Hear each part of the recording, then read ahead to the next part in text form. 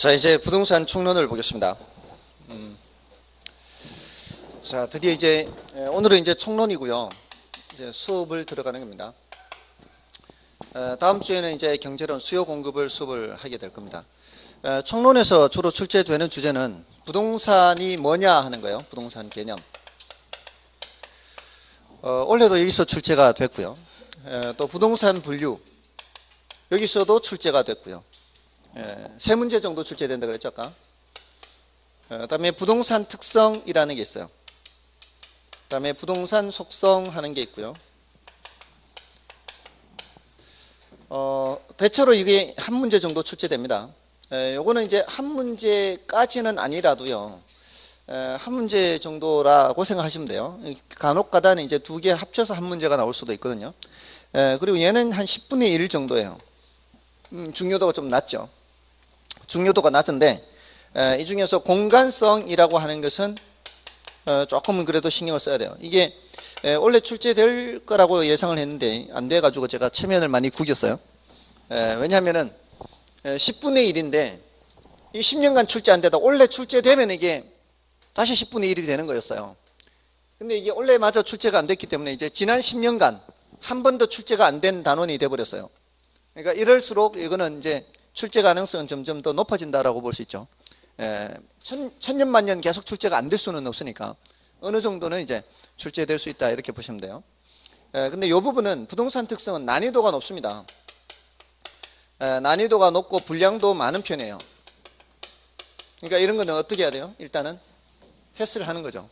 패스를 하되 그 뜻하고 종류 정도는 알고 있어야 돼요. 그 이제 파생 현상이 어렵기 때문에 그렇습니다. 그러니까 어떤 단어를 패스를 한다 할지라도 그 용어의 뜻 정도 이 정도는 알고 가시는 것이 좋습니다.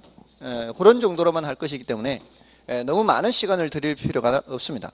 그러니까 이제 자연스럽게 요거는 이제 중요하게 되는 거죠. 이건 반드시 체크를 해야 됩니다. 다만 원래 여기서 좀 어렵게 출제가 됐어요. 부동산 분류에서 이게 이제 공법의 내용이 출제가 돼버린 거예요. 부동산학개론에서는 전혀 언급하지 않던 것이 출제가 돼버렸죠. 그래서 마지막 막판에 이 신청 기간 하루 앞두고 제가 또 이 신청을 했어요. 이걸 이 신청을 했는데 사실 그 100% 받아줄 것이다라는 확신은 좀 하기는 어려워요. 계산 문제 같은 경우에는 너무나 분명하죠. 1 플러스 1이 2인데 3이라고 했으니까.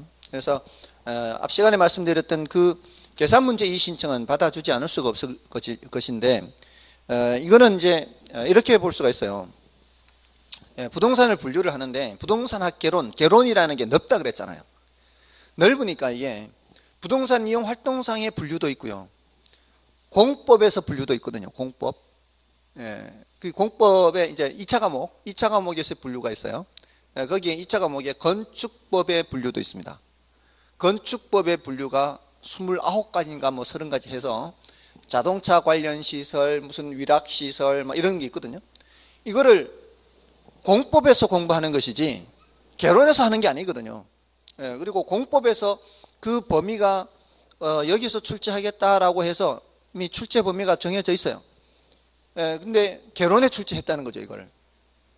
물론 개론이 이제 워낙 범위가 넓기 때문에 출제할 수도 있다고 할지라도 그것이 2차 과목에 포함되어 있는 과목이라면 1차 과목에 출제될 거라고 예측하기는 어렵죠. 지금까지 처음 출제된 거예요, 이제. 원래 처음 이제 공법에, 건축법에 있는 게 출제가 된 거예요. 그래서 전혀 준비가 안 돼 있고 모든 시중에 부동산학개론 기본서에 없어요. 그 내용은 없어요. 그래서 이거는 법의 판단을 한번 받아봐야 되겠다 싶어서 그래서 이 신청을 올린 겁니다. 사실은 저는 웬만하면은 그 제가 생각했을 때 확실하지 않으면은 이 신청을 잘 하지 않습니다. 근데 제가 이 신청을 한다는 거는 확실한 거나 지금 이와 같이 이런 정도는 법의 판단을 받을 필요가 있다라는 판단이 들었을 때만 이 신청을 하는데 제가 한 거는 지금까지 안 받아들여진 게 거의 없어요. 제가 이 신청한 거는 거의 지금까지는 받아들여졌었습니다. 최소한 뭐 2개를 올리면 하나는 받아들여진다거나 뭐 이렇게 했었는데 아무튼 원래도 받아들여지면 좋겠는데 이게 받아들여지면은 이제 합격하시는 분들이 훨씬 많아지겠죠. 이렇게 해서 합격하시는 분들은 저한테 크게 한턱 쏴야 되겠죠. 그냥 쏴가지고 안 되죠. 시간을 1년을 버는 데다가 수강료도 엄청 세이브가 되니까 그러지 않겠습니까? 만약에 되면은 여러분들이 널리 퍼뜨려 주십시오. 저한테 크게 한턱 쏠 수 있게. 아무튼 요 두 개념을 이제 공부를 하는 겁니다. 자, 일단 부동산 이제 개념 분류하기 전에요. 이 부동산학에 대해서 간단하게만 좀 말씀을 드릴게요. 지금 우리가 공부하는 부동산학에 대해서 이것도 아주 간혹 10년에 한 번 정도 뭐 출제될까 할까 말까 하는 정도인데요. 부동산학에 대해서 간단하게만 좀 말씀을 드릴게요. 우리가 공부하는 이 부동산학이라고 하는 학문은 역사가 길지 않습니다. 굉장히 짧아요. 우리나라에서는 한 40년, 그리고 서양에서는 한 100년 전 정도 조금 더 됐어요. 그 짧은 이유가 뭘까요? 역사가 짧은 이유가 학문이라는 것도 다 필요에 의해서 만들어지는 겁니다. 발명품처럼 학문이라는 것도 만들어져요. 예전에는 필요 없었던 것이었다는 얘기죠. 부동산학이라는 학문이. 근데 이제 필요하게 됐다는 얘기죠. 그 필요하게 된 것이 서양에서 100년 좀 넘은 그 이유가 산업혁명이라는 게 있었죠. 서양에서. 산업혁명이라는 게 뭐예요? 이제 농사 짓던 사회에서 이제 공장, 공업생산, 산업사회로 이렇게 넘어오는 거죠. 그러면은 사람들이 도시로 몰려들게 되겠죠. 농사 짓던 사람들이 도시로 몰려들게 되면은 도시라는 공간은 한정되어 있는데 이 많은 사람들을 수용을 해야 돼요. 자, 그러면은 예전과는 달리 주택 문제, 또 토지 문제, 이런 문제들이 나타나기 시작하는 겁니다. 물론 이런 문제만 나타나는 게 아니죠. 많은 사람들이 한꺼번에 모이게 되면은 수도라든가 위생이라든가 환경이라든가 교육이라든가 이런 문제들이 막 나타나기 시작하는 거죠. 건물을 지어도 위로 높이 지어야 돼요. 똑같은 위치의 토지를 위로 이용해서 함께 사용해야 됩니다. 자, 이런 문제들이 나타나니까 자, 일단 건축 공법상 위로 얼마만큼 지을 수 있느냐, 이런 문제도 나타날 수가 있고요. 또 지금까지는 그 땅은 나만 사용했잖아요. 1층이든 2층이든 사람 나만 사용했는데 이제는 나누어서 사용하잖아요. 그럼 법적으로 이거는 네 거, 이거는 내 거, 이게 공간을 나누어서 법적으로 이렇게 하는 이런 법적인 또 정비가 돼 있어야 되죠. 이걸 구분 소유권이라고 하는데, 거기에다가 뭐 1층의 가치, 2층의 가치, 그 토지의 가치가 달라요. 이제 얼마만큼 이용할 수 있느냐에 따라 토지 가치가 달라집니다. 그러니까 이러한 이 부동산 문제를 해결하기 위해서는 어떤 하나의 학문 가지고는 해결이 안 되는 거예요. 법학도 와야 되고 경제학도 와야 되고 건축학도 와야 되고 뭐 보건 환경 의학도 뭐 이런 와야 되고 이런 것들이 전체적으로 다 와야만 이런 문제를 해결할 수가 있는 거예요. 그러니까 지금 기존에 있던 그런 학문 개별 학문으로는 해결이 안 되는 거죠. 그러니까 여러 학문의 도움을 받아서 이러한 문제를 해결하려고 하다 보니까 새로운 학문이 이제 만들어질 수밖에 없는 거죠. 다만 이 학문은 기존에 있던 여러 학문의 도움을 받아야 되겠죠. 그래서 짬뽕으로 된 학문이 바로 부동산학이라고 하는 학문이에요. 그래서 부동산학이라는 학문을 종합과학이라 그래요. 종합과학. 여러 학문이 짬뽕돼 있다 이런 뜻이에요. 여러 학문의 도움을 받아서. 그래서 종합과학이라 하고요. 또 응용과학이라 그래요. 여기서 말하는 이 응용은 대응하는 말이 순수과학이에요. 응용과학이라는 것은 현실의 문제를 해결하기 위한 학문이란 얘기예요. 그러니까 주택 문제, 토지 문제 이런 여러 가지 문제들을 해결하기 위해서 만들어진 학문이 부동산학이고요. 순수과학이 어떤 게 순수과학인가 하면은 이거는 현실의 문제를 해결하는 게 아니고요. 그냥 이론 탐구 자체가 목적이에요. 예를 들어 천문학하고 우리 일상생활의 삶하고 아무 관계 없죠. 우주의 별들이 어떻게 되든 내 삶하고는 아무 관계 없지 않습니까? 그런 것들, 이런 거는 무슨 과학? 순수과학. 철학도 순수과학이라 그래요. 철학. 내가 어디서 와서 어디로 가는가. 이런 거는 전혀 삶하고는 관계가 없죠. 이런 것도 순수과학이라 그래요. 그런데 이런 부동산학이나 우리가 공부하는 법학, 경제학 이런 것들 전부 다 응용과학이에요. 법학은 왜 필요한 거예요? 법적 분쟁이 나타나요. 분쟁이 나타났을 때 이거를 어떻게 해결해야 합리적으로 해결하느냐. 이게 법학아니에요. 법적 분쟁이 생겼을 때. 그러니까 무슨 과학이에요? 응용과학이에요. 그거. 현실의 문제, 분쟁이 생긴 거를 해결을 해야 되니까, 법적 문제가 생긴 걸 해결해야 되니까. 그런 현실의 우리 이 생활에서의 문제를 해결하기 위한 학문은 전부 다 이런 응용과학이다라고 볼 수 있어요. 사회과학이라고 하는 거는 다 응용과학이라고 보시면 돼요. 사회과학. 사회현상에서 나타나는 것들이잖아요. 사회현상에서 나타나는 여러 사회 문제들이 있지 않습니까? 그래서 그런 여러 사회 문제를 해결하기 위한 것이 사회과학이에요. 그러니까 사회과학은 전부 다 뭐다? 응용과학이에요. 법학, 경제학 전부 다 응용과학입니다. 사회현상을 다루는 것들은. 다음에 이 부동산학은 종합과학이면서 응용과학이면서 이 뒤에 과학이라는 말 있죠. 이 과학이라는 말을 쓰는 이유는 이론 탐구라는 측면에서 하는 얘기고요. 여러분들이 중고등학교 때 공부하셨던 그런 과학을 말하는 것은 아니에요. 여기서 말하는 이 과학은 법칙성, 규칙성이 있는 걸 찾는 것을 과학이다라고 얘기를 해요. 그래서 자연현상에서의 규칙성이 있는 걸 찾는 것은 자연과학이다라고 하고요. 그러니까 물건을 던지면 이제 아래로 떨어지잖아요. 보면 아래로 떨어지는 것은 자연법칙이죠. 이게 이제 중력 법칙에 따라서. 근데 사회현상에서도 이런 법칙성이 있다는 겁니다. 사회현상의 법칙성은 예를 들어 어떤 물건의 가격이 올라가면은 사려는 양이 많아져요, 적어져요? 적어지겠죠. 가격이 내려가면은 사려는 양은 많아지겠죠. 이것도 하나의 규칙성이죠. 법칙성입니다. 이런 규칙성, 법칙성은 사회현상에서의 규칙성이죠. 사회현상에서의 규칙성이죠. 그래서 이런 거는 사회과학이다 이렇게 얘기해요.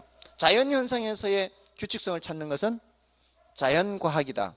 사회현상에서 규칙성을 찾는 것은 사회과학이다. 이렇게 표현할 때 과학이라는 말은 어떤 규칙성, 법칙성이 있는 걸 찾는 것이에요. 그래서 부동산학은 부동산과 관련된 자연현상을 연구하는 거예요? 아니면 사회현상을 연구하는 거예요? 사회현상을 연구하는 거죠. 그래서 부동산학은 사회과학이다 이렇게 되는 거예요. 부동산과 관련된 사회현상을 연구하는 사회과학이다. 자, 이렇게 이제 부동산학의 성격만 좀 간단하게 말씀을 드리고요. 이제 바로 이제 부동산 개념으로 들어가겠습니다. 이 부동산 개념은 부동산이 뭐냐 하는 겁니다. 부동산이. 이 부동산이 뭔지를 저 사람이 얘기하는 거하고 이 사람이 얘기하는 게 서로 다르면 의사소통이 안 되겠죠. 여러분이 지금 만약에 여러분한테 부동산이 뭐예요? 뭐가 부동산이에요? 물으면 뭐라고 하시겠어요? 부동산이 뭐예요? 건물, 토지, 이렇게 말씀하시겠죠. 대부분은 그렇게 말씀을 하실 겁니다. 근데 부동산이란 이 단어의 의미가 뭐예요? 부동산, 한자가 안일부, 불, 움직일 동, 나을 산자인데 그 물건을 얘기하는 거죠. 그러면 움직이지 않는 물건이잖아요. 그럼 움직이지 않는 물건이, 자, 한번 생각해 볼까요? 부동산인데 토지와 건물만 움직이지 않나요? 움직이지 않는 거 한번 밖에 생각해 보세요. 나가서 눈에 보이는 것들, 움직이지 않는 거, 토지 건물 말고 눈에 뵈는 게 그렇게 없어요? 나무도 그렇죠. 나무. 나무. 근데 그냥 나무 하면 이것도 나무고 그것도 나무잖아요. 이것도 나무잖아요. 그래서 땅에 뿌리를 박고 자라는 나무를 좀 그럴듯하게 있어 보이는 표현이 수목이라 그래요. 수목. 수목도 움직이지 않죠. 자, 이런 것들은 다 부동산이라고 할 수도 있지 않나요? 말 단어가 지금 안일불, 안일부, 움직일동, 움직이지 않는 거, 이게 부동산이잖아요. 그러니까 단어의 그 의미를 봤을 때는 움직이지 않는 게 토지 건물 말고도 더 있을 수 있죠.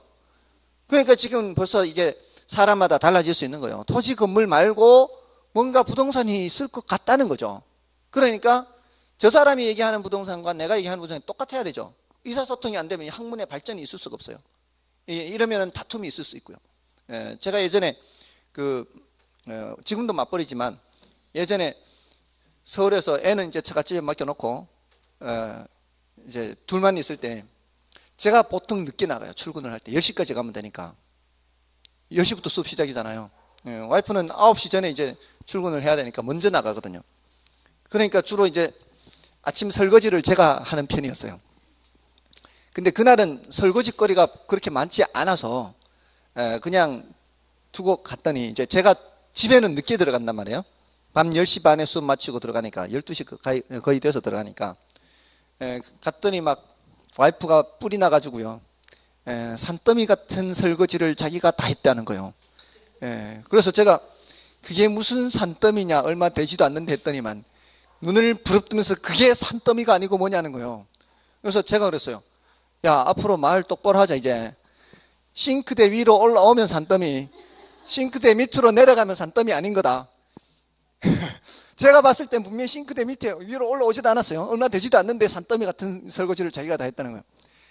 의사소통을 하기 위해서는 이게 서로 사용하는 단어가 의미가 같아야 됩니다. 그렇지 않으면 이제 안 되는 거예요. 그래서 부동산이 뭔지를 개념을 잡아야 되는 거예요. 그래서 학문에서는 개념, 의 이런 것들이 계속 나옵니다. 왜 계속 나오겠어요? 그 개념에 대해서 서로 얘기하는 게 다르면 안 되니까, 똑같은 개념에 대해서 얘기를 해야 되니까 계속 그런 얘기 나오니까 이거는 그렇구나, 거기에 딱 맞춰서 생각을 해야 되는 거예요. 부동산이 뭐다라는 거를. 그런데 그걸 뭐다라고 할 때, 자, 조금 전에 종합이라는 단어가 뭐였어요? 종합이라는 단어가 법학에 도움도 받고 경제학에 도움도 받고 건축, 토목, 교육 무슨 뭐 여러 가지 학문의 도움을 다 받는다 그랬죠. 다 받는데 이거를 크게 이렇게 나누어요. 법과 관련해서 법에는 공법도 있고 사법도 있고 여러 이제 법들이 있단 말이에요. 그 여러 법들을 다 합해서 법적 측면이라 그래요. 또는 제도적 측면도 다 포함해요. 법 제도를 다 포함해서 법적 측면 또는 제도적 측면 이렇게.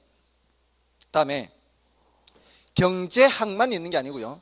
경제학, 경영학, 회계학 이런 관련 분야들 있죠.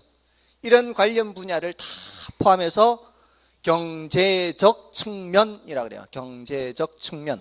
그다음에 토목, 건축, 기술 이런 거를 다 합쳐서 건축, 토목 뭐 이런 다른 분야들 있죠. 지질, 뭐 측량 이런 것들을 포함해서 기술적 측면 이렇게 얘기를 해요. 그래서 이 종합이라는 단어에는 이 3대 측면이라 그래요. 법적인 측면, 경제적인 측면, 기술적인 측면 이런 3대 측면이 모두 다 포함되어 있다라고 보시면 돼요. 이 종합이라는 단어 안에. 그래서 이거를 크게 나누어서 앞으로 계속 이렇게 나누어서 얘기할 거예요. 법경기, 법경기. 3대 측면을 늘 얘기를 할 겁니다. 부동산 활동이라는 게 이 세 측면이 다 관련되어 있기 때문에 그래요. 그래서 부동산 개념을 공부할 때도 법적인 측면과 경제적인 측면과 기술적인 측면 모든 측면에서 다 살펴봐요. 자, 그러면 법적인 측면 또는 제도적인 측면에서는 부동산을 법조문을 보는 겁니다. 법조문을. 법조문. 법에 규정되어 있는 걸 보는 거예요. 근데 법이 여러분들 이미 민법 공부하셨지 않습니까? 그리고 이제 공법 공부하시죠. 자, 그 많은 법들이 있어요. 많은 법들 중에 가장 기초가 되는 법이 뭔지 아십니까? 민법이 민법. 가장 기초가 되는 법이 민법이에요. 그래서 우리도 이제 민법이 이제 1차에 있고요. 대학을 가도요. 법학과에서 가장 먼저 이제 본격적으로 들어가는 게 민법이 제일 먼저 들어가요. 민법이. 그 다음에 다른 법들이 들어가는 거예요. 자, 그 민법에 부동산을 정해놨습니다. 민법에 부동산을 정해놨어요. 그거를 협의의 부동산이라 그래요. 협의. 이거는 어디에 정해놨다고요? 민법에 딱 부동산을 못으로 박아놨어요. 법 조문으로. 뭐라고 해놨냐면 토지 및 그 정착물이라고 했어요. 건물이 아닙니다. 건물이 아니고 토지 및 그 정착물이라고 돼 있어요. 자, 이 정착물이 뭔지를 알아야 되겠죠. 정착물이 뭔지 알아요. 이게 이제 첫 번째 해야 될 이제 학습 내용이에요. 자, 민법의 세계에서는 이 물건을 동산과 부동산으로 나누어요. 물건을 부동산 아니면 전부 다 뭐예요? 동산. 요렇게 민법에서는. 자, 근데 민법에서는, 자, 요거 참고로 알려드릴게요. 민법에서는 물건도 정해놨어요. 물건을 정해놓은 조문이 있습니다. 물건이라 함은 민법의 세계에서는 우리가 말하는 그 물건, 이게 많이 들어보시잖아요. 그 물건이 민법 조문에 있는 요 물건이라 하면 할 때는 요걸 생각해야 돼요. 밑에 있는 물건이라 하면 유체물 및, 유체물이 뭐예요? 유체물. 있을 유, 몸체, 물건 할 때 물이에요. 그러니까 이런 형체가 있는 이런 물건들 있죠. 이런 것들을 뭐라고 한다고요? 유체물이라 그래요. 사실 공기는 눈에 보이지 않지만 공기도 유체물에 속합니다.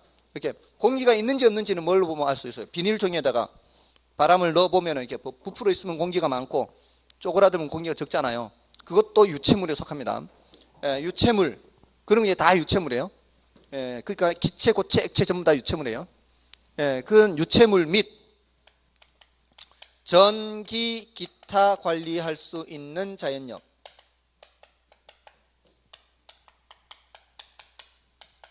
자, 이렇게. 자, 이거는 이제 그 중요해서 알려드리는 게 아니고요. 앞으로 이런 조문을 볼 때 그 학문에서 얘기하는 것은 그 학문에서 얘기하는 대로 생각을 해야 되지, 우리 일상생활에서 들었던 단어를 생각하면 안 된다는 걸 알려드리기 위해서인 거예요. 자, 여기서 물건이라 하면 유체물 및 전기, 기타 관리할 수 있는 자연. 이 표현을 잘 보세요. 전기라는 단어가 있고 뒤에 기타 어떠하다 이렇게 나오죠. 자, 이럴 때는 요 기타 앞에 있는 요 단어가 뒤에 있는, 기타 뒤에 있는 요것의 대표입니다. 대표. 관리할 수 있는 자연력의 대표가 누구란 얘기예요? 전기란 얘기예요. 전기는 우리가 관리할 수가 있죠. 차단시키고 보내기도 하고 충전하기도 하고, 관리할 수 있는 자연력의 대표적인 게 전기고요. 그럼 관리할 수 있다면 수력이나 풍력도 뭐가 될 수 있는 거예요? 수력, 풍력, 자연력이잖아요. 그것도 뭐가 될 수 있는 거예요? 물건이 되는 거죠. 물건이.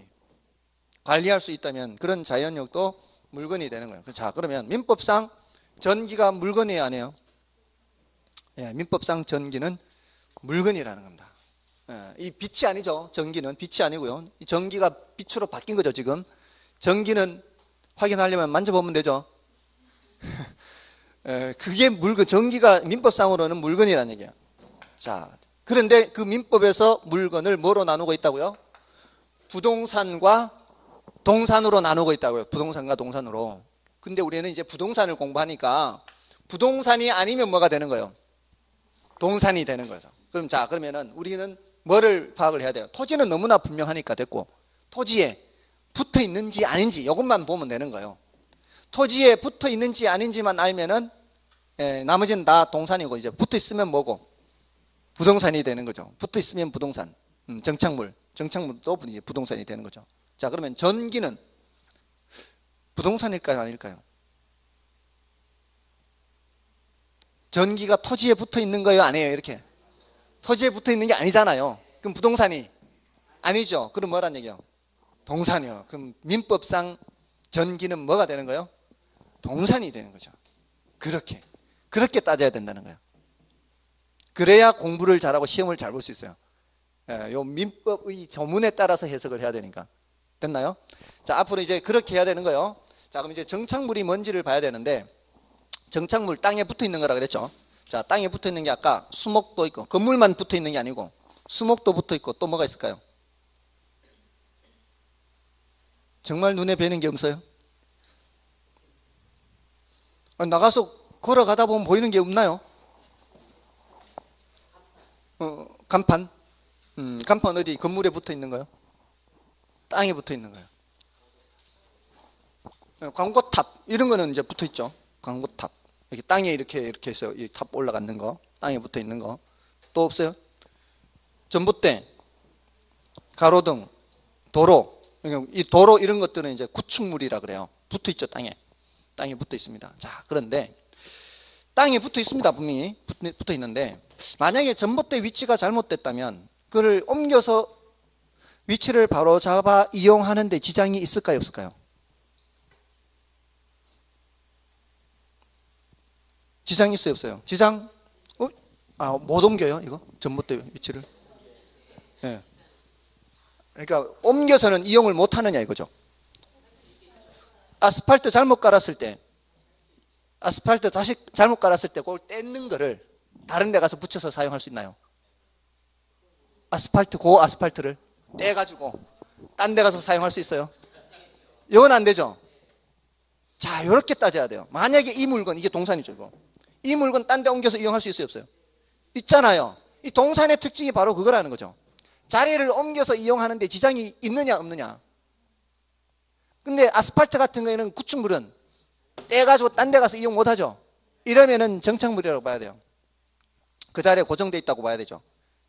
근데 공중전화 박스, 전봇대, 가로등 이런 것들은 옮겨서 이용해도 별 지장이 없는 거는 우선은 붙어 있어 보여도 실제로는 붙어 있다고 보기는 어렵다는 거죠. 옮겨서 이용하는데 지장이 없는 이 동산이나 다름없다는 거죠.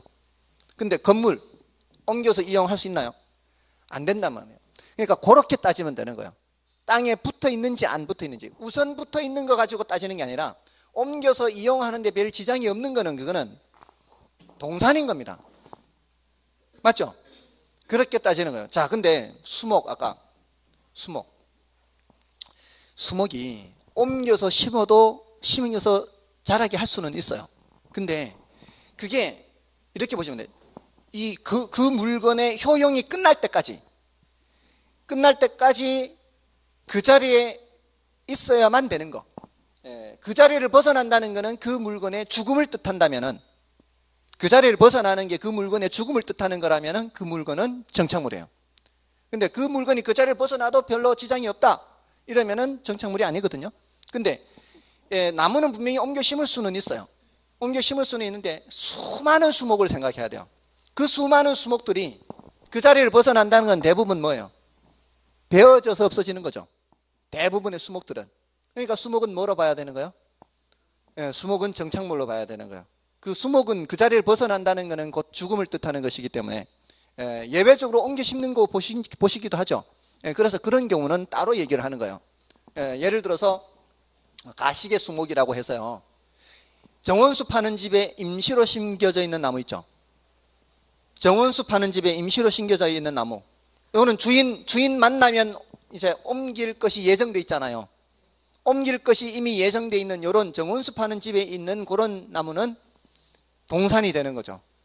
죽을 때까지 그 자리에 있는 게 아니니까. 됐나요? 그래서 대부분은 그냥 수목이라고 하면은 뭐라고 생각하면 돼요? 죽을 때까지 이제 그 자리에 붙어 있는 것이기 때문에 정착물이라고 생각하시고, 뭐만 가시개 수목이라고 표현해요. 거짓가 심을식. 임시로 잠깐 심겨져 있는 거는 그 자리에 죽을 때까지 있는 게 아니고 임자 만나면 옮길 것이 예정돼 있으니까 그거는 동산이 되는 거예요. 됐죠? 그래서 이게 정착물인지 아닌지를 일단 판단을 하시는 게 이제 오늘 공부할 첫 번째 관건이에요. 여기까지만 하면 사실 오늘은 됐어요. 사실은 뒤에 더 내용이 있긴 한데 그거 너무 과식하면 소화가 안 될 가능성이 많아요. 그래서 뒤에 있는 내용은 말씀은 한 번은 드리는데 여기까지가 조금 힘든다, 헷갈린다 그러면 여기서 멈추면 돼요. 이게 뒤에 있는 게 뭔가 하면은, 자, 건물하고요. 건물도 정착물이잖아요. 산에 뭐 자생적으로 자라는 나무도 있고 뭐 가로수도 있고 우리 집 정원에 있는 나무도 있고요. 자라는 수목. 그 많은 수목들이 있는데 건물은 등기부가 따로 있는 거 아시나요? 건물은 등기부가 따로 있는 거 아시나요? 건물은 등기부가 따로 있습니다. 토지 등기부, 건물 등기부, 등기부가 따로 있어요. 그 소리는 토지 주인과 건물 주인이 서로 다른 사람이 될 수도 있다는 것을 뜻하는 겁니다. 자, 이렇게 토지 주인과 건물 주인이 달라질 수 있는 이런 경우의 정착물, 이런 정착물을 독립정착물 그래요. 물리적으로는 붙어 있지만 법적으로는 다른 사람이 주인이 될 수 있다는 거예요. 근데 자, 산이 팔려가면은 산에 심겨져 있는 수목도 함께 팔려가죠. 그 수목은 따로 등기부 있나요? 나무 한 그루 한 그루 따로 등기부 있을까요? 그런 따로 등기부 없어요. 이런 것들은 토지가 넘어가면은 함께 넘어가는 거죠. 이런 거는 종속정착물이라 그래요. 그래서 정착물을 이렇게 또 나누기도 해요. 근데 그거는 이제 나중에 더 할 거니까 지금은 그렇게 나누어질 수 있겠구나라고 생각하시고, 오늘은 뭐를 확실하게 기억하라고요? 땅에 붙어 있는 거냐, 붙어 있지 않는 거냐, 이걸 이제 확실하게 기억하시면 돼요. 됐죠? 땅에 붙어 있으려면 죽을 때까지 그 자리에 붙어 있어야 되죠. 그래서 이거를 뭐라고 표현하는가 하면은 항구적으로 부착되어 있다, 이렇게 표현해요. 항구적으로 부착, 또는 계속적으로, 지속적으로 부착되어 있다, 이렇게 표현하는 거예요. 이게 죽을 때까지, 효용이 다 할 때까지, 그 물건의 효용이 끝날 때까지 붙어 있으면은 뭐고요? 정착물이고, 그렇지 않으면은 정착이 아니니까 동산이 되는 겁니다. 됐죠? 자, 그러면은 영화 촬영장 세트 이런 거는요? 촬영장 세트 같은 거는 동산이죠, 동산. 그거는 뭐 이게 그 기자재 이렇게 떼서 다른 데 가서 또 이렇게 세트장을 만들고 할 수 있고 하니까. 그럼 판잣집 나무 목판으로 이렇게 못 박아서 이렇게 하는 거 있잖아요. 그것도 못 뽑아가지고 다시 다른 데 가서 또 판자를 또 이렇게 하면 되죠. 판자는 뭐 떼기 쉽잖아요, 이렇게. 이런 것들은 그 동산이라고 보는 겁니다. 판잣집, 뭐 공중전화 박스, 뭐 촬영장 세트, 이런 것들은 동산이 되는 거죠. 자, 그렇게 해서 정착이다 아니다를 구별하시면 돼요. 자, 그럼 여기까지가 되면은 이제 협의의 부동산 되는 거예요. 협의의 부동산이 아니면 뭐라고요? 협의의 부동산이 아니면은 이제 동산이 되는 거죠. 자, 근데 이 정착물이 아니면은, 민법상으로는 정착물이 아니면은 이제 토지나 정착물이 아니면 동산인데, 자, 광의의 부동산이 있죠. 협의가 있으면 이제 광의가 있겠죠. 요거는 이제 민법 말고 기타 이제 다른 법들이 있어요. 다른 법들이 있는데, 자, 이 다른 법들에서 이 민법상 부동산 말고요, 이 민법상 부동산이 그대로 내려와야 되겠죠. 광의니까 이걸 포함해야 되니까 여기에 뭔가를 더합니다. 준부동산을 더합니다. 준부동산. 자, 이 준부동산은 민법상 부동산일까요, 아닐까요? 민법상 부동산이 아니겠죠. 민법상 부동산은 요놈들이고 민법상 부동산은 아니에요. 그래서 준부동산이라고 하는데, 우리 이제 준공무원 이런 말하고 비슷하다고 생각하시면 돼요. 준공무원이라고 하는 사람들은 공무원이에요, 공무원이 아니에요? 공무원이 아닌 사람들이죠. 공무원이 아닌 사람들이지만 공무원처럼 처우를 해주는 거거든요. 그게 주로 어떤 사람들이에요? 준공무원이라 하는 사람들. 공기업, 공사, 공단, 무슨 시설관리공단, 무슨 공사 이런 데 직원들을 준공무원이라고 하는데, 이 사람들은 함부로 자르지 않습니다. 공무원 함부로 안 자르잖아요. 공무원 함부로 안 자릅니다. 이 공무원법상 이 보장이 돼 있어요. 신분 보장이 돼 있어요. 근데 이번에 박근혜 그 사람 나쁜 사람 해가지고 이렇게 자르는 이건 법적으로 그것도 위법이에요, 위법. 멀쩡한 사람 함부로 이렇게 자르는 거 다 위법이에요. 공무원은 함부로 자를 수가 없어요. 신분 보장이 돼 있어요. 그리고 대신 처벌을 강하게 합니다. 처벌을. 자기 직무와 관련해서 돈을 받는 거 뭐라 그래요? 뇌물이라 그러죠. 그 뇌물은 일반 사기업체에서는 뇌물죄라고 안 합니다. 일반 회사에서는 하청업체에서 돈 주는 거 받잖아요, 이렇게. 이거는 뇌물죄라고 안 합니다. 그거는 배임수재죄라 그래요. 자기의 임무를 배신해서 재물을 받는 거, 수재라 그래요. 재물을 받는 거, 수재죄, 배임수재죄라 그래요.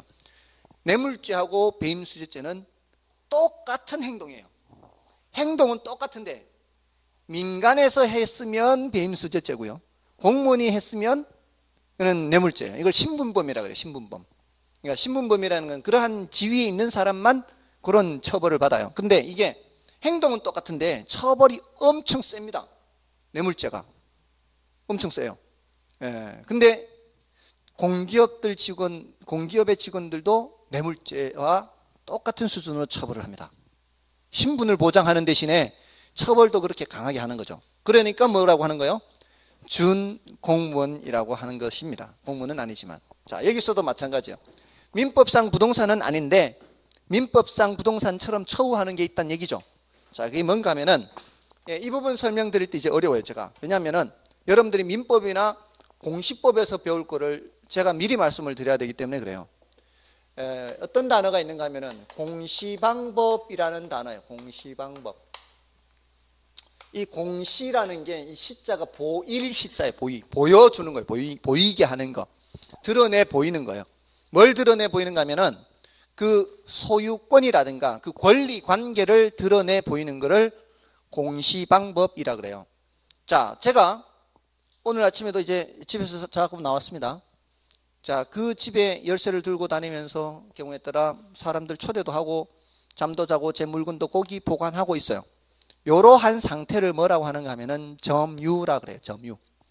제가 그 집에 이제 들락날락거리면서 물건도 보관하고 이 상태를 뭐라고요? 점유라 그래요. 여러분들도 지금 다들 점유하고 계신 집이 있지 않습니까? 그 상태를 점유라고 하는데, 자, 내가 그렇게 하고 있으니까 그 집이 내 집일까요? 점유하고 있는 상태 보고 그게 제 집일까요? 여러분이 사시고 있는 그 집이 여러분이 점유하고 있다고 해서 여러분 집일까요? 맞아요? 그러지 않을 수 있죠? 예, 저 와이프 집이에요. 저 얹혀 살아요. 제 집 아니에요. 예. 뭐 다른 뭐 새 들어 살 수도 있고 맞잖아요. 자, 이 부동산은 주인이 누군지 알려면 뭘 떼봐야 돼요? 등기부를 봐야 돼요. 그게 바로 부동산은 공시방법이 뭐라고요? 예, 등기. 요걸 등기부를 봐야 돼요. 자, 그런데 우리 애가 저보고 닌텐도 지가 쓰던 거 팔아달라고 이렇게 중고 거래센 뭐 장터 뭐 이렇게 인터넷에 올려가지고 이렇게 사람하고 이제 컨택이 된 거예요. 저보고 팔아달래요. 예, 마침 제가 가는 학원 그 이제 근처에서 만나기로 했어요. 자, 제가 그 물건을 들고 갔어요. 그 물건을 들고 갈 때 제가 갖고 있는 상태, 여기 무슨 상태요? 점유예요, 점유. 여러분들 다 갖고 계시는 거 있죠? 이게 지금 동산 요거. 자, 요게 점유 상태예요. 자, 제가 그 물건을 갖고 있는 상태를 보고 그 사람한테 팔았어요. 그 사람은 제가 갖고 있는 걸 보고 샀죠. 미리 컨택이 다 돼서 전화 통화하고. 자, 그러면 제가 갖고 있는 그 상태 보고 돈 주고 샀는 경우에 나중에라도 문제가 될까요? 문제가 전혀 되지 않을까요? 그 갖고 있는 상태 보고 사는 건 전혀 문제가 되지 않아요. 근데 제가 매일같이 자고 점유하고 있는 그 집 계약서 쓰고 등기부 확인도 안 하고 이렇게 계약서 쓰고 하면은 나중에 문제 될 수 있죠. 등기부는 이 부동산은 점유 가지고 공시를 하는 게 아니다 이 말이에요. 점유 가지고 공시하는 게 아니고 뭘 가지고 공시를 하는 거예요? 등기 공적 장부를 떼보고 이게 누구 건지 확인해요. 근데 동사는 뭐예요? 예, 동사는 점유 상태 보고 그것이 법적으로 인정이 돼요. 예, 혹시 설령 제가 그걸 훔친 거라 해도요, 산 사람은 전혀 문제가 안 돼요. 훔친 건지 어떻게 알아요? 알 수 없죠. 그러니까 그거를 믿고 사더라도 전혀 문제가 안 돼요. 아무튼 이 동사는 뭐다? 공시방법이 점유. 동사는 점유, 부동산은 등기 이렇게 돼요. 자, 그러면 제가 오늘도 아침에 차 몰고 나왔거든요. 키를 갖고 시동 걸고 와서 기름도 넣고 또 경우에 따라 고장나면 고치기도 하고, 제가 여기에 무슨 상태예요? 이 자동차를 점유하고 있는 상태예요. 자, 제가 자동차 점유하고 있는데 좀 괜찮은 거 사려고 이거를 여러분한테 사세요 하고 키 넘겨주고 돈 받고 넘겨줬어요. 아무 문제 없을까요? 자동차는 동산이에요, 부동산이에요? 동산이죠. 분명히 점유하고 있는 거 믿고 샀잖아요. 키 넘겨받고 돈 주고 끝났죠? 돼요, 안 돼요? 왜 안 돼요? 등록 원부를 봐야 돼요. 등록 원부의 주인인지 아닌지를 확인해야죠. 제 차인지 아닌지 어떻게 알아요? 그게 뭘 보고 확인해야 된다고요? 등록 원부를 봐야 돼요. 등록 원부라고 합니다. 자, 요거는 분명히 동산이잖아요. 동산이고 제가 점유하고 있잖아요. 근데도 뭐가 안 됩니까? 지금 공시가 안 돼요, 이거는. 예, 자동차는 뭐를 봐야 된다고요? 등록 원부를 봐야 돼요. 등록 원부. 그 등록 원부를 본다는 점이 뭐하고 비슷해요? 부동산하고 비슷하잖아요. 그러니까 그런 것들을 뭐라고 한다고요? 준부동산이라고 얘기를 한다고요. 됐나요? 그래서 이게 동사는 점유인데 얘네들은 동산인데도 불구하고 또는 이제 경우에 따라 동산과 부동산이 섞인 집합물도 있어요. 근데 얘네들은 민법상 부동산은 아니에요. 최소한 민법상 부동산은 아닌데도 불구하고 그 소유주가 누군지 확인하기 위해서 뭐를 떼봐야 된다고요? 그런 등록 원부 같은 거를 떼봐야죠. 등록이라든가 등기 이런 공시 방법이에요. 그래서 준부동산이라고 얘기를 하는 겁니다. 그래서 얘네들은 따로 법이 있어요. 자동차 등록법, 건설기계 등록법, 선박법, 항공법 다 법들이 있어요. 그래서 이런 것들은 모두 다 이제 법적인 측면에서 얘기를 하는 겁니다. 이렇게 해서 이걸 포함해서 이제 법적인 개념에서의 부동산 이렇게 하는 거예요. 협의하면은 민법에서 얘기하는 거고요. 광의부동산 하면은 민법에서 얘기하는 것에다가 다른 법에서 그렇게 따로 얘기하는 것들을 포함해서 광의부동산 이렇게 얘기를 하는 겁니다. 됐죠? 자, 오늘은 여기까지만 하시고요. 준부동산이나 정착물에 대한 더 자세한 내용은 이제 나중에 하면 되니까 오늘은 이런 내용들이 있구나라는 정도면 돼요. 왜냐하면은 지금 첫 술에 배부르게 할 수는 없잖아요. 제가 수업을 한다면 이제 이런 식으로 하게 돼요. 이제 이게 부동산 개념이라는 나무를 그리는 거예요. 부동산 개념이라는 나무를 그리면 여기 법적 개념이고 여기는 뭐가 돼요? 경제적 개념, 여기는 기술적 개념, 이렇게 이제 가지가 이게 세 개가 나오는 거죠. 근데 요 법적 개념에 다시 어떻게 나누어졌어요? 장가지가 협의의 부동산, 광의 부동산 나눠졌죠. 나중에 이제 또 잔가지 더 이렇게 나오고 이제 잎사귀까지 그려야 될 거 아니에요. 근데 오늘 그 다 하면 어떻게 되겠냐고. 내년 시험 칠 때까지 이제 서서히 채워지고 이렇게 큰 줄기를 잡아가는 거예요. 근데 이 경제적 개념이나 기술적 개념은 더 이상의 잔가지가 없습니다. 바로 잎사귀예요. 내년 시험 볼 때까지 더 이상 그리는 게 없어요. 앞으로 더 그리는 건 어떤 부분만 더 그리는 거예요? 법적 개념에서만 더 그림을 그리는 거예요. 요거는 이제 오늘로서 끝나요. 그냥 반복만 하는 거예요. 앞으로 더 이상의 추가적인 내용은 없고 앞으로 계속 반복만 하는 거예요. 경제적인 측면에서는 어떻게 보는가 하면 부동산도 상품이라는 거예요. 상품. 경제적인 관점에서는 상품이라는 관점에서 보는 거예요. 경제학이라는 것은 상품의 생산, 유통, 소비와 관련된 학문이라고 생각하시면 돼요. 근데 그 상품인데 이제 좀 독특한 상품이죠. 토지는 인간이 만드는 게 아니죠. 인간이 만든 게 아니에요. 그렇지만 뭘로 인정이 돼요? 상품으로 인정이 되죠. 그게 설령 이게 자연 그대로의 상태라도 상품의 가치가 있죠. 거기에다 뭐 인공적인 힘이 부과돼서 택지로 조성하거나 하면 더 말할 것도 없고요. 그리고 건물은 또 인간이 만들 수도 있고요. 자, 이런 독특한 성격을 갖는 상품이라는 거죠. 부동산도 하나의 상품이다. 근데 이 상품 중에는 다른 물건을 생산할 때 투입되는 그런 상품을 생산 요소라 그래요. 생산 요소. 이 생산 요소는 다른 상품을 생산할 때 투입되는 건데 다른 말로 생산재라고도 합니다.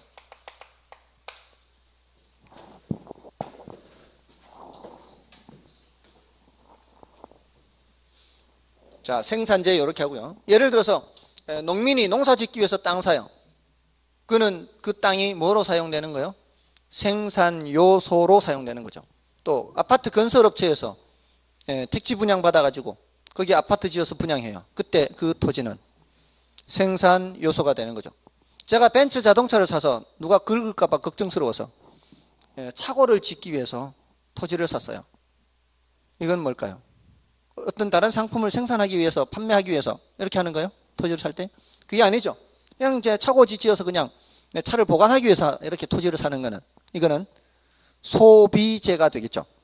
그러니까 생산 요소로서의 성격도 있지만 뭐도 있어요? 소비재로서의 성격도 있어요.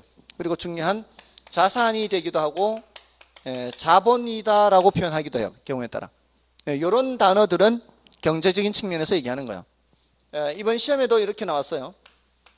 자산, 자본, 공간, 자연, 이러한 개념들은 경제적 측면에서의 구분이다. 이렇게 하면은 안 되는 거예요. 이것까지 포함시키면 안 되는 거예요. 이걸 이제 섞어서 이렇게 묻기도 해요. 예전에도 물었는데 이번에 또 나왔어요. 이걸 섞어서 이렇게, 또는 뭐 위치, 환경, 이런 단어들, 토목, 지질, 이런 표현들이 나오면 이건 무슨 개념이다? 기술적 개념. 이거 두 개는 이제 더 이상 내용이 없어요. 이거 구별만 하면 돼요. 이쪽 소속이냐, 이쪽 소속이냐 구별만 하면 되고요. 여기에서는 이제 더 앞으로 해야 되고요. 원래 이것도 나왔습니다. 협의의 부동산이란 토지 및 그 정착물을 말한다. 옳은 지문으로 나왔어요. 이건 이제 아까 틀린 지문으로 나왔고, 그런 식으로 묻는 거예요. 원래 시험 나온 게 이게 다 이제 설명이 됐고요. 자, 이렇게 해서 법적인 측면, 경제적인 측면, 기술적인 측면까지 모두 살펴보는데, 모두 살펴보는 걸 조금 전에 뭐라 그랬어요? 종합 측면에서 본다 그랬지 않습니까? 요거를 다른 표현으로 이렇게도 말을 해요. 복합 개념의 부동산이다 라고 해요. 복합 개념. 복합 개념 요 소리와 종합이라는 단어는 같은 의미예요. 복합 개념이다 또는 종합이다 라고 하는 것은 같은 의미입니다. 복합 개념의 부동산, 이렇게 됐나요? 자, 이제 교재를 보십시오. 교재를 보시면 부동산 개념해서 아래 본문이 있죠. 부동산 개념해서 부동산 거래 활동, 관리 활동, 개발 활동, 입지 선정 활동 등 여러 부동산 활동들은 법 제도적인 측면이나 경제적인 측면, 그리고 기술적인 측면 등 모든 측면을 고려하여 이루어지므로 부동산학에서 부동산의 개념 또한 법 제도적인 측면과 경제적인 측면, 그리고 기술적인 측면을 모두 고려하여 파악을 합니다. 그리고 부동산의 법적 개념에서 법적 측면에서의 부동산은 부동산에 대한 권리 측면의 중점을 더 파악하는 개념으로서, 자, 거기 뭐라고 돼 있어요? 권리라고 돼 있죠. 그런 게 이제 키워드예요. 키워드. 법적인 측면은 주로 권리 측면을 보는 거예요. 권리 측면. 아까 소유권 뭐 이렇게 무슨 권리 이렇게 했잖아요. 권리 측면의 중점을 더 파악하는 개념으로서 무형적 측면의 개념을 말하며 형체를 띠고 있지 않은 것을 무형이라고 하죠.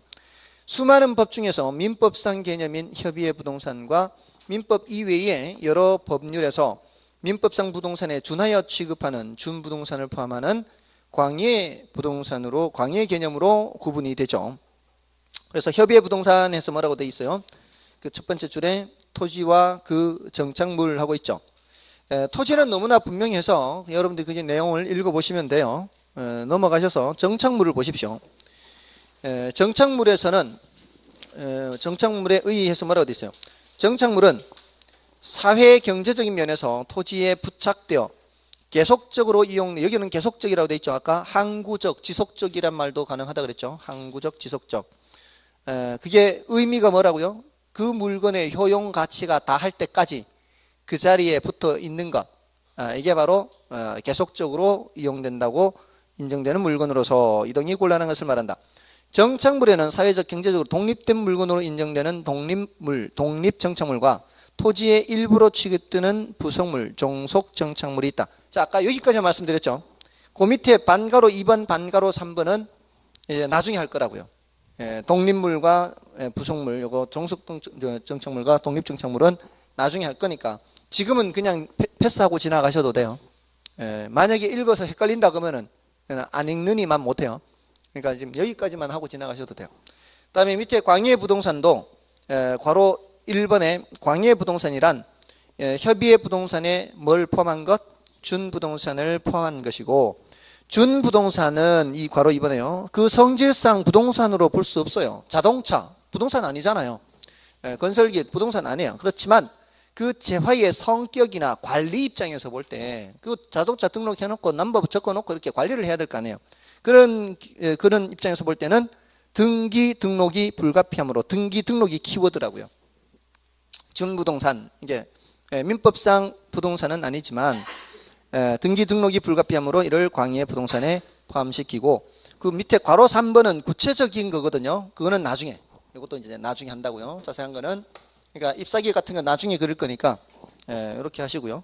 그다음에 제2절 밑에 부동산의 경제적 개념에서는 맨 밑에 거기 동그라미 1, 2, 3, 4, 5 나누어져 있죠. 그 단어를 구별할 수 있을 정도면 되고요.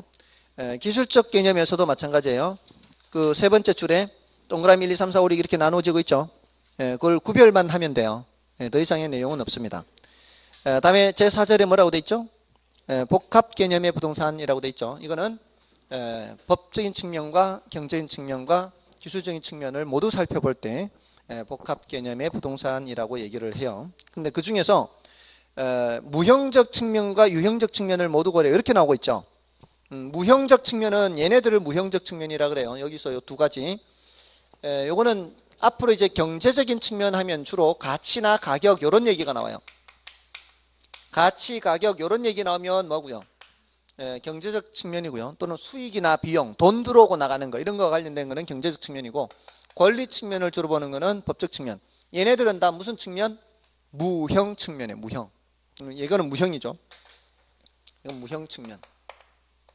기술적인 측면은 뭐고요? 이거는 이제 유형 측면 이렇게 나눌 수가 있습니다. 자, 됐죠? 자, 부동산 분류는 좀 쉬고 말씀드리겠습니다.